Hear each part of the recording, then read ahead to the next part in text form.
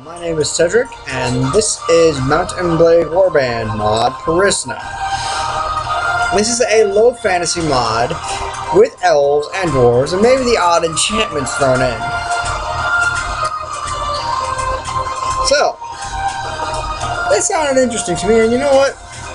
I just wanted to give this whole Let's Play thing a go myself anyway, so let's just dive right in.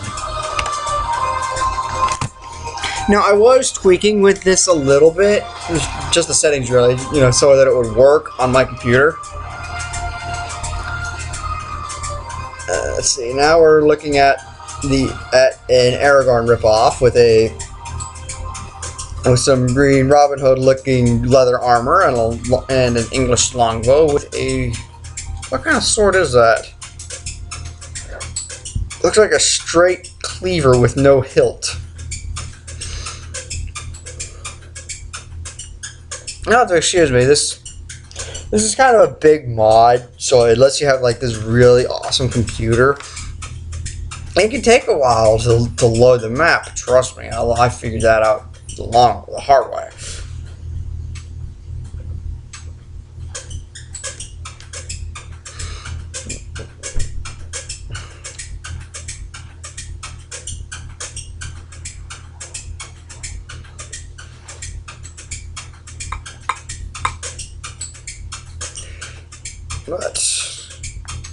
Okay, I think in future videos I'm going to need to make sure I have that fan off, because that squeaking is really loud and annoying.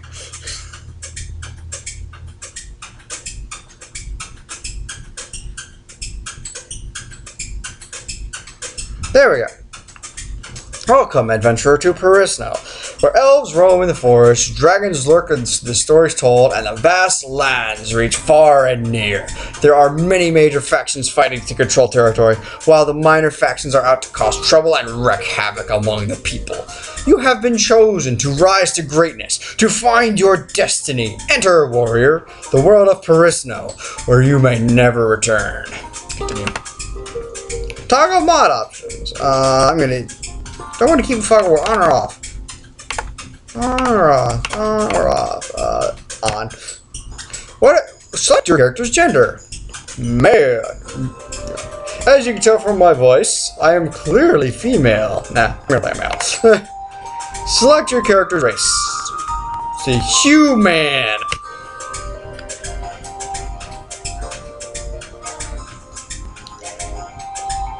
Let's see, you were born years ago in a land far away. Your father was an impoverished noble, a traveling merchant, a veteran warrior, a hunter, a steppe nomad, or a thief. I am going to go with impoverished noble. You came into the world, a son of declining nobility, owning only the house in which they lived. However, despite your family's hardships, they afforded you a good education and trained you from childhood for the rigors of aristocracy and life ethics. You started to learn about the world almost as soon as you could walk and talk. You spent your early life as, well, considering that I was from a poor family, things were a little hard. So in order to make ends meet, I needed to go to be a street urchin for a bit. As a boy growing out of childhood, you took to the streets, doing whatever you must to survive, begging, thieving, and working for gangs to earn your bread. You lived from day to day in this violent world, always one step ahead of the law and those who wish you ill. Then, as a young adult, as life changed, it always does, I became a squire. Though the distinction felt sudden to you, somewhere along the way, you had become a man, and the whole world seemed to change around you. When you were named squire to a noble court, you practiced long hours with weapons, learning how to deal out hard knocks and how to take them too. You were instructed in your obligations to your lord and of your duties to those who might one day be your vassals. But in addition to learning the chivalric ideal, you also learned about the less uplifting side. Old warrior stories of ruthless power politics, of betrayals and usurpations, of men who used guile as well as valor to achieve their aims. But soon, everything changed, and you decided to strike out on your own as an adventurer. What made you take this decision was being forced out of my home. Because I could not, My home was like stay. What is the last inheritance you choose to take with you as you start your legend? I choose to go for the secret physical training of my lineage. Because I want to be buff. Only you know exactly what caused you to give up your old life and become an adventurer. However, you know that you cannot go back. There is nothing to go back to. Whatever home you may have had is gone now, and you must face the fact that you're out in the wide, wide world, alone to sink or swim. Let's see, hear me roar! It's House Lannister! Okay. Now that I got that out of my system. Ooh, dragon! Allow me to quit without saving. Okay. Doop, doop, doop, doop. It's always good to have a good. It's always good to have. Oh, straight to the intelligence in these games. Why? Because you get more hit points and skill points.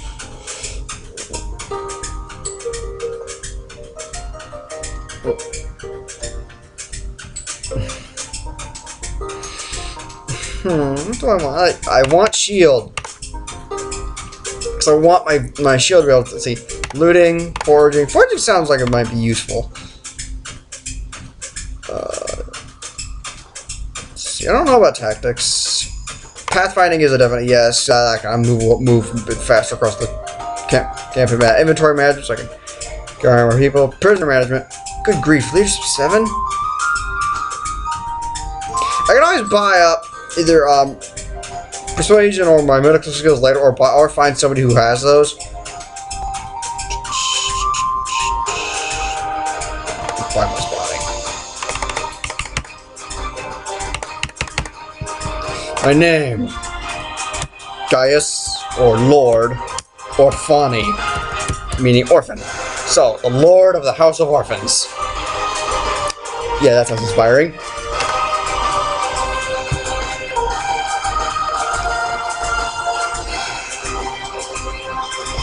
Let's see, what have I got here? I got, looks like a scaled tiger skin suit with a beat up shield with my family emblem, and a crossbow. I wonder what kind of melee I have.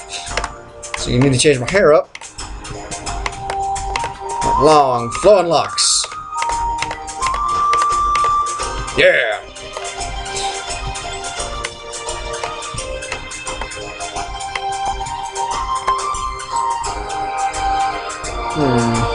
What more do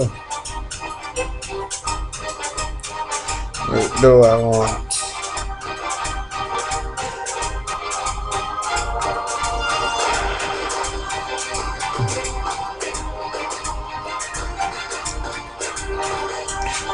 How else do I want to design this character?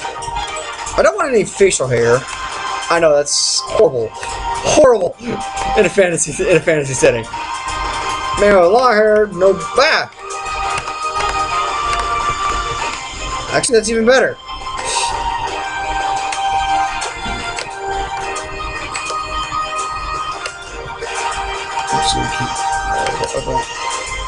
Just sink those eyes in a little bit.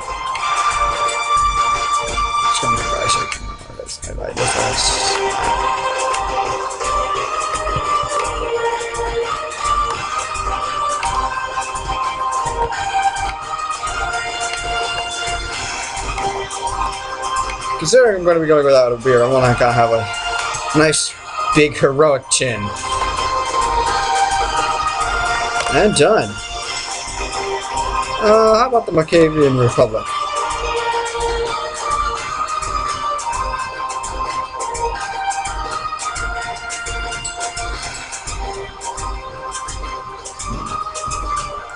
You took passage with a trading longship carrying Griffkins from the furthest reaches of the north to be bartered for linen and wool.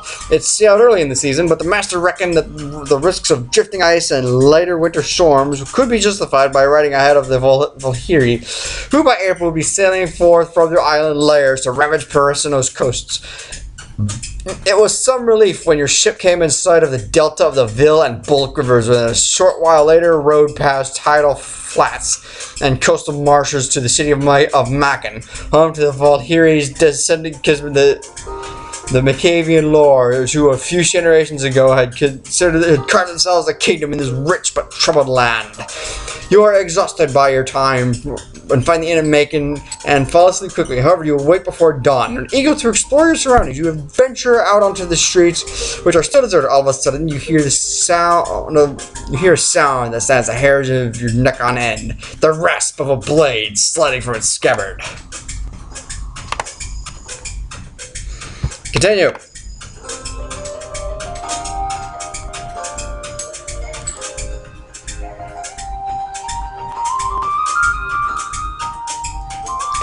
Oh, this doesn't just scream ambush me. Eat crossbow. Yeah, I hope that was in the knee, bitch.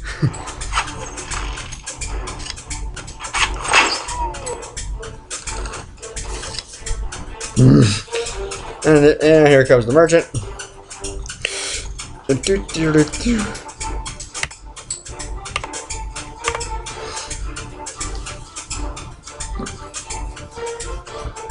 Merchant takes you to his house. Once inside, he stands by the door for a while. Okay.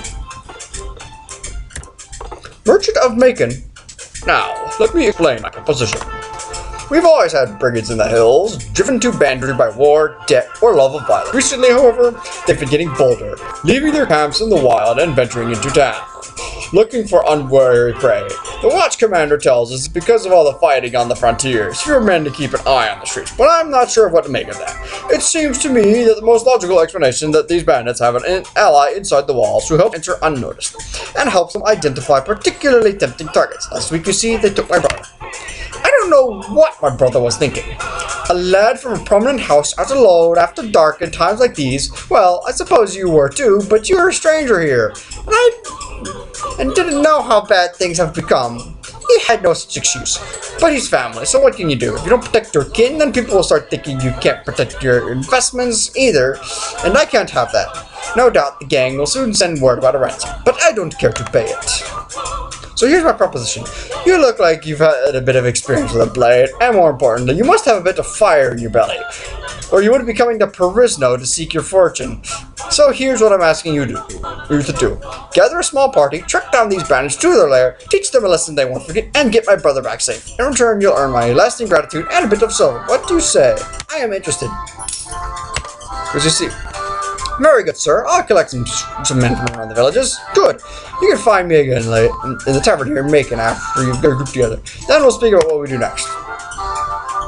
I will leave town. And that sounds like a session to me. After I actually get out of town. That sounds like a session to me. So I am in Macon, which looks like really cold ass Russia. Some robbers right there patrolling the streets, the tundra. And so, without further ado, this has been Mountain Blade Perisno, and this is Cedric, signing off.